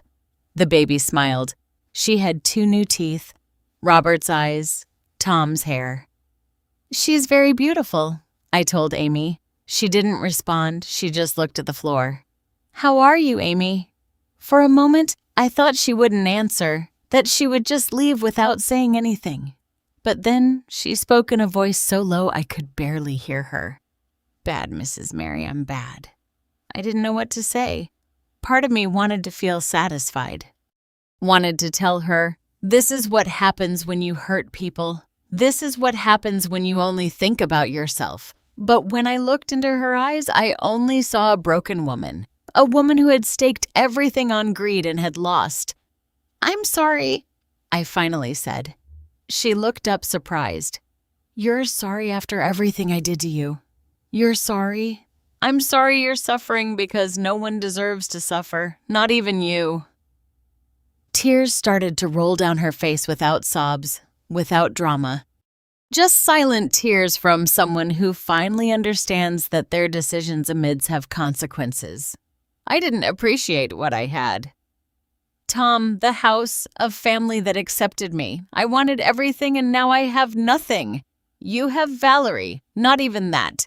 Tom is fighting for custody and he's going to win. I know it because I'm a mess and he's changing. Truly. And you? Are you changing? She shrugged. I don't know. Maybe. Or maybe I'm just getting what I deserve. No one deserves to be unhappy. Amy, but we all deserve the consequences of our decisions. And that's what's happening now. Life is collecting what you owed it. She nodded. She wiped her face with the sleeve of her sweatshirt. Will you ever forgive me? I thought about it. Honestly thought about it. I don't know, but I know that forgiveness is not asked for. It's earned, and that takes time. A lot of time. I understand. Valerie started crying. Amy took her out of the cart and rocked her awkwardly without practice. Without patience. Like someone who never learned to be a mother because she always thought other people would do the work for her. Do you need help? I asked. Amy looked at me. In her eyes, pride was fighting with desperation. Desperation won. Yes, she whispered. Yes, I need help.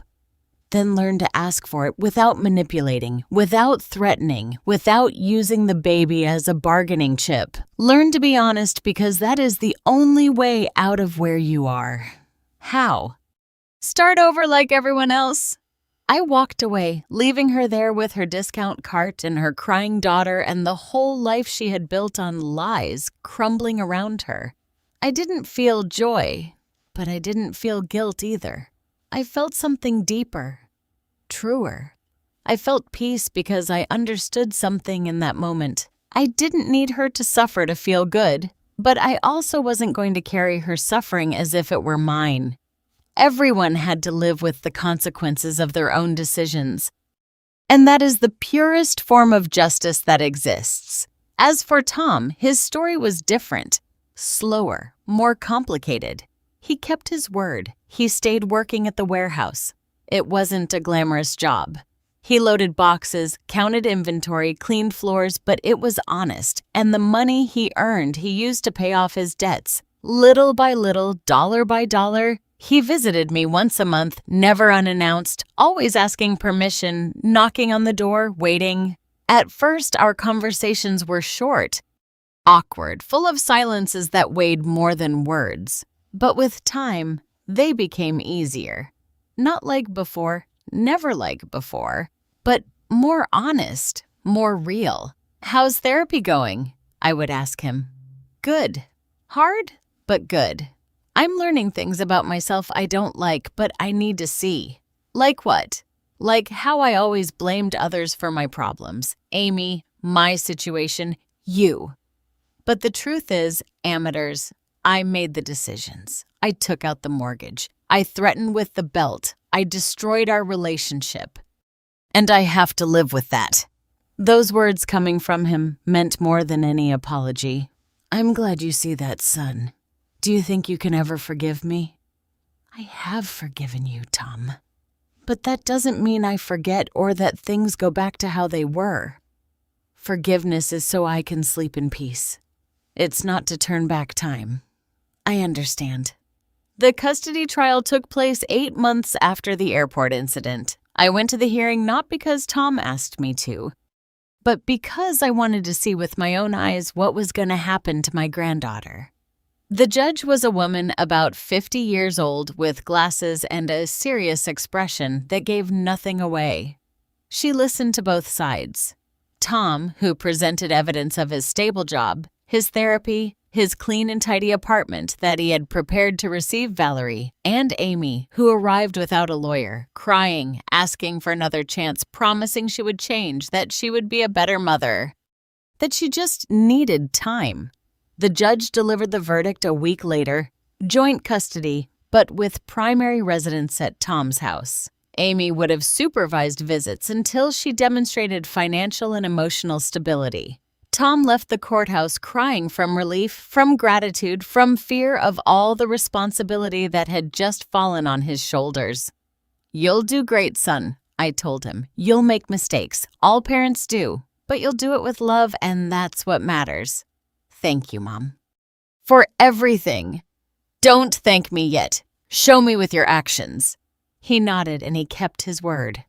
6 months later, Tom moved to a bigger 2-bedroom apartment, one for him, one for Valerie. He decorated it with his own hands, painted the walls yellow, put up curtains with clouds, bought a second-hand crib, and restored it, just as Robert had done with the bicycle so many years ago.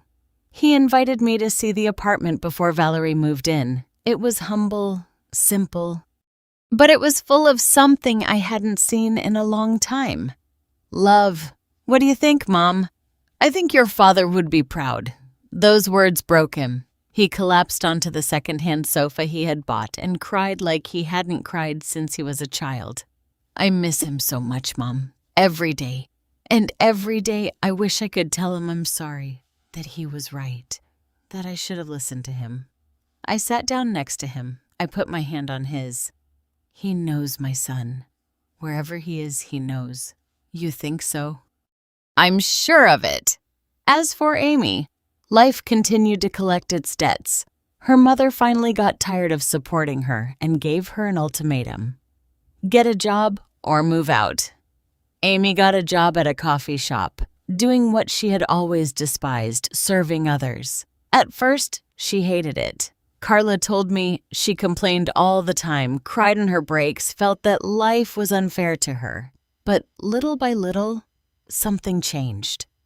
She started arriving early, doing her job without complaining, saving every dollar she earned. After a year, she had saved enough to rent a room, small in a distant neighborhood, but hers. And with that room came something else, dignity. I saw her one more time almost 2 years after our encounter at the grocery store, this time at the family court during one of the supervised visits with Valerie. She looked different, not like the Amy at the wedding, but not like the destroyed Amy at the grocery store either.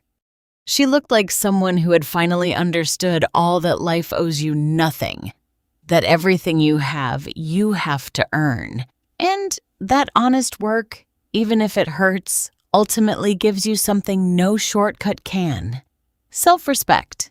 We didn't speak. We just looked at each other from afar, and in that look there was something like understanding. We weren't friends. We never would be. But we were no longer enemies. We were 2 women who had been through the storm and had survived, each in her own way. And me? How was I? I was fine. Not perfect. Not without scars, but fine. My house was still mine. Clear of debts, clear of mortgages, clear of people who wanted to take it from me. Tom visited me every 2 weeks with Valerie. My granddaughter ran around the yard chasing the butterflies that visited the lilac bush. That lilac bush that continued to bloom purple, bright, and loyal. The baby called me Grandma Mary with that little voice that melted my heart. And when she hugged me, I felt that everything, absolutely everything that had happened had been worth it. One Sunday after lunch, Tom and I stayed at the kitchen table while Valerie napped on the living room sofa. "Mom, I want to ask you something."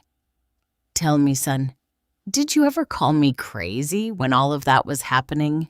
Did you say I was crazy for not giving them what they asked for?" I thought about it. I remembered those dark days, those nights of fear. "No, son, I never called you crazy. But there were people who thought who thought I was crazy for defending myself, for setting limits, for not continuing to be the mother who sacrifices herself until she disappears. And what do you think now? I think the only craziness is giving up your dignity for fear of being alone.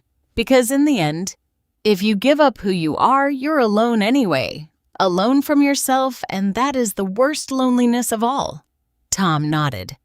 He looked out the window toward the yard where Valerie had been playing. I once thought you were unfair to me, that you took away what was mine, but now I understand that it was never mine. It was yours, and I tried to steal it from you. Not just the house, your peace, your dignity, your life. You understand it because you matured, son. Because life taught you. Sometimes life is the best teacher, even if it's the hardest. Did you ever see how I ended up after everything that happened? I smiled. A sad but honest smile. I saw you, Tom. I saw you alone in that miserable apartment. I saw you without a job, without a wife, without money. I saw you hit rock bottom. And I didn't feel joy, but I didn't feel guilt either, because I understood something important. What? That sometimes the greatest love you can give someone is letting them face the consequences of their actions, because only then can they grow. Only then can they change. Tom wiped a tear that rolled down his cheek. Thank you for that, Mom. Thank you for not rescuing me, because if you had, I would still be the same, and Valerie would have a dad who's no good. You're right. But I'll also tell you something. I saw that you got up. I saw that you changed, and that son that fills me with pride. We fell silent. That comfortable silence that can only exist between people who have passed through the fire and come out the other side. Life always collects its debts, doesn't it, Mom? Always, son. Always. So, sometimes it takes time. Sometimes it seems like it will never arrive, but it always collects. And it collected years of silence from me, of enduring, of not defending myself. But it also collected from those who hurt me, not with my revenge, but with their own decisions. Karma, he said. Justice, I replied. Simply justice. Today is 3 years since that afternoon of the belt. 3 years since my life split in two. 3 years since I learned that sometimes defending your dignity costs everything you have and that it is worth it. I am sitting on my front porch in the same place where Robert used to sit to read the newspaper on Sunday mornings. The afternoon sun warms my face.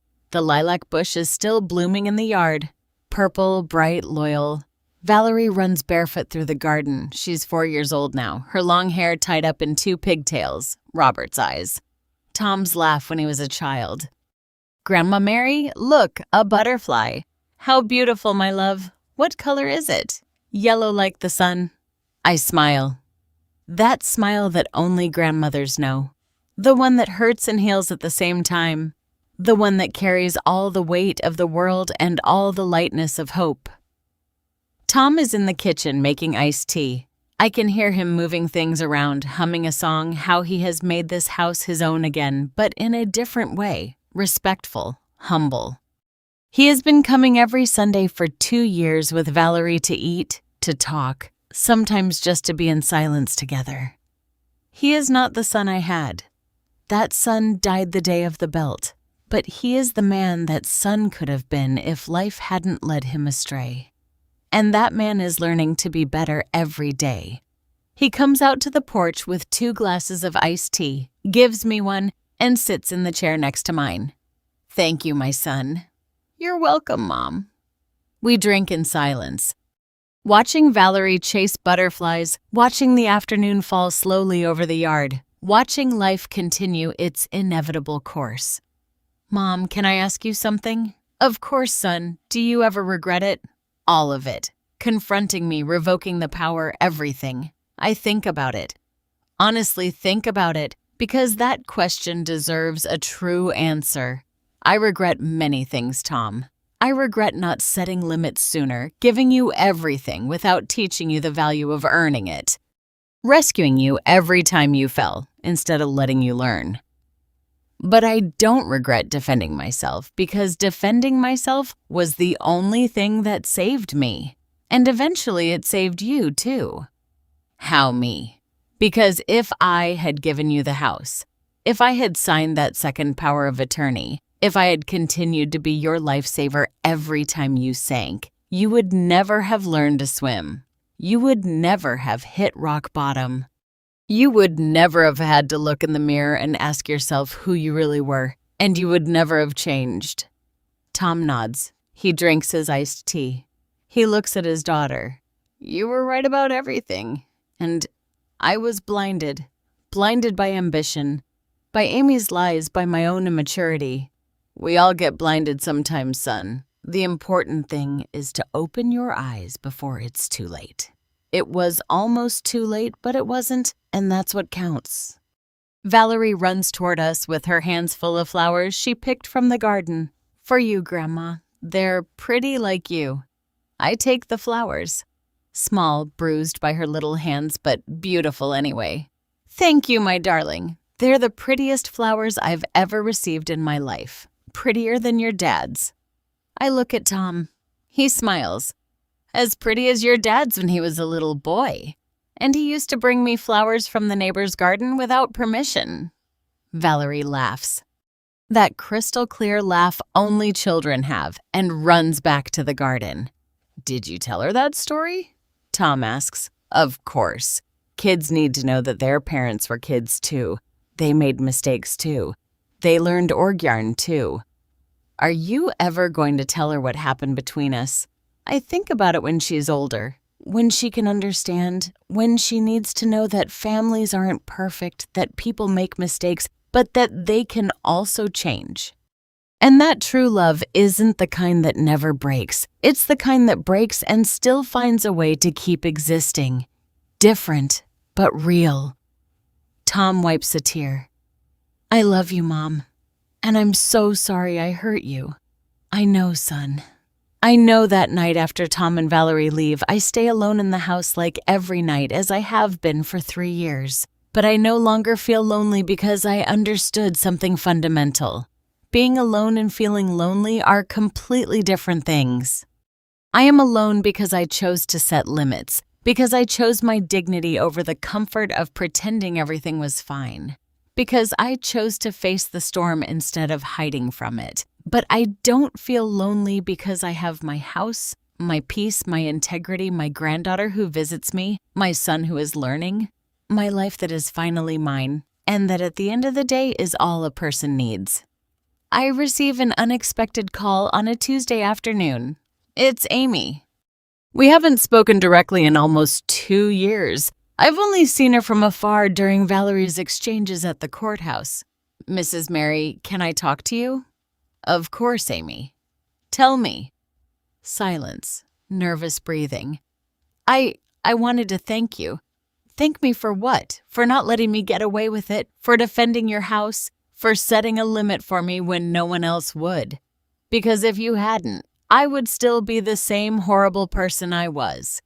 And I would have never learned. I would have never changed. Her words surprise me. Not for what they say, but for how genuine they sound. And have you changed, Amy? I'm trying. I'm still working at the coffee shop. I saved up for a pastry course. I want to open my own business someday. Something small but mine, earned with my own effort. I'm happy for you, and I'm going to therapy just like Tom. I'm learning to be a better mom for Valerie, to not use money as a substitute for love, to be present. Not perfect, but present. That's what children need. Not perfection. Presence. Mrs. Mary, I know I'll never be able to make up for everything I did to you. I know we'll never be family in the traditional sense, but I want you to know that I respect you, and that if my daughter grows up to be even half as strong as you, I'll consider myself successful. I don't know what to say. The words get stuck in my throat. Thank you, Amy. That means a lot. Do you think someday we could, I don't know, get coffee, talk? Not as enemies, but as 2 women who went through the same thing and survived. I think about it and I surprise myself when I say, yes, I think we can someday when we're ready. Thank you, Mrs. Mary, for everything, for being the mirror where I had to look at myself even if I didn't like what I saw. We hung up and I was left sitting in my living room, looking at the walls of my house, thinking about how strange life is, about how the people who hurt us the most are sometimes the ones who learn the most from us, and about how pain, when processed correctly, can turn into wisdom. One Sunday, 3.5 years after everything, Carol and I are drinking coffee in her kitchen, as we have done for 40 years, as we will continue to do until one of us is no longer here. "You know what I admire most about you, Mary?" she says suddenly. "What?" "That you never became bitter. After everything that happened, many women would have become hard, resentful, closed off, but you didn't. You kept being you, just stronger." "I don't always feel strong, Carol. No one feels strong all the time, my dear. Strength is not about not being afraid. It's about being afraid and still doing the right thing." "And do you think I did the right thing?" "What do you think?" "I think about it. I think about the whole journey. Everything lost, everything gained. I think I did the only thing I could do, and that has to be enough." Carol smiles. That wise smile of someone who has lived too much and seen too much. That's not just enough. "Mary, it's everything." Today, as I write this in my journal, as I leave these words as a testimony of what I lived, I think about all the women who are going through the same thing I went through. The women who are being manipulated by their children, by their partners, by their family. The women who are giving and giving until they have nothing left. The women who are afraid to set limits because they fear being left alone. And I want to tell them something. It's better to be alone than to be accompanied by people who destroy you. It's better to lose everything than to lose your dignity. It's better to face the storm than to live under the shadow of constant threat. Because in the end, the only thing that truly belongs to you is your integrity. And if you give it away out of fear, out of misunderstood love, out of not facing conflict, then you've lost everything anyway. I lost my son for a time. I lost my granddaughter. I lost the fantasy of the perfect family that never existed. But I gained something more valuable. I gained my self-respect. I gained the peace of sleeping knowing that I did not betray my principles. I gained the strength of knowing that I can survive anything. And eventually, I gained back a more honest version of my family. Not perfect, not without scars, but real. Valerie just walked into the living room. She climbs onto my lap with the storybook. "Grandma, read to me. Of course, my love." "Which one do you want?" "The one about the brave princess." I smile. "Because life has these ironies." I open the book. It's the story of a princess who has to face a dragon. Not so a prince can save her, but to save herself. Once upon a time, there was a princess who lived in a beautiful castle. I begin to read. But one day, she discovered that the dragon threatening her didn't live outside the castle. It lived inside, and it was much harder to defeat. "Did she defeat it?" Valerie asks. "Yes, my love. She defeated it. Not with a sword, but with something more powerful." "What?" "With the truth and with the decision to stop being afraid." Valerie looks at me with those enormous eyes that absorb everything. "Did you defeat a dragon too, Grandma?" My voice breaks a little. "Yes, my darling, I defeated a dragon too." "And how did you do it?" "The same way the princess did. With the truth and by letting go of fear." "And were you happy afterward?" I look out the window. The sun is setting over the yard. The lilac bush is still blooming.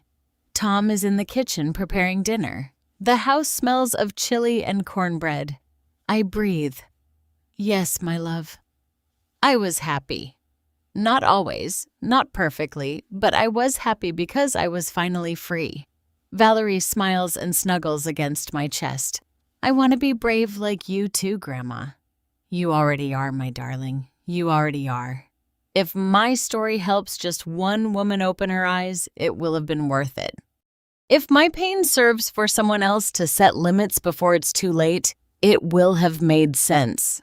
If my experience gives strength to another grandmother, another mother, another woman who is being manipulated by those she should love, then every tear I shed will have watered something good. Because life always collects its debts, always. Not with our revenge, but with its own consequences. And in the end, the only thing that remains is the truth of who we are, of what we did, of what we chose to defend. I chose to defend myself, and I don't regret it because in that terrible moment when my son raised the belt, when my daughter-in-law laughed, when I thought I had lost everything, someone rang the doorbell, and that someone was life itself, reminding me that I wasn't alone, that I was never alone, that there is always a way out when you have the courage to look for it. Today I live in my house, the house I paid for with 40 years of work. The house I was about to lose. The house I defended with everything I had. And every morning when I wake up and see the sun coming through my window, I give thanks. Not because everything is perfect, but because it's mine, earned, defended, deserved. And that, in the end, is the only thing that matters. Thank you for listening to the end. If this story touched your heart, subscribe and hit the notification bell to hear more stories of women who transform their pain into wisdom. Every day, one woman, one life lesson. Share this story with someone you love. Sometimes a story like this can change an entire day. God bless you, and until next.